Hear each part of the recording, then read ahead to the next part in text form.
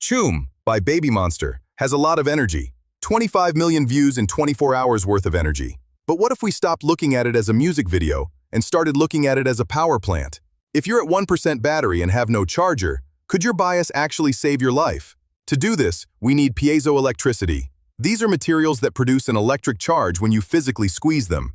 If we paved every square inch of a city with these tiles, every time you hit that choreography, you become a human battery. Here is the math. A single high-intensity K-pop stomp generates about 2 watts of instantaneous power. CHOOM runs at 120 beats per minute. If you are the only one dancing, you can power exactly 1 dim LED bulb. You would have to dance for 4.5 hours straight just to charge your phone to 100%. Your battery would be full, but your legs would technically be liquid. But K-pop is about scale.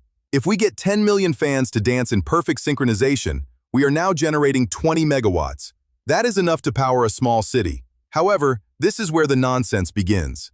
In a CHOOM-powered economy, silence is a blackout. If the song ends, the hospital monitors turn off. You'd need emergency backup dancers on treadmills just to keep the Wi-Fi running. And then there's the resonant problem. If 10 million people stomp at the exact same millisecond, we aren't just making power, we are creating a seismic event. At 120 BPM, you might accidentally hit the natural frequency of the city's skyscrapers. Buildings would sway, glass would shatter, and the ground would literally liquefy. We would have plenty of electricity, but nowhere to plug anything in. So, while CHOOM is a global hit, using it to power the grid is technically a bad idea. Unless you want your fridge to start dancing and the Earth's crust to catch a vibe. Comment your bias if you'd survive the rhythm apocalypse. Don't forget to subscribe for more scientific chaos.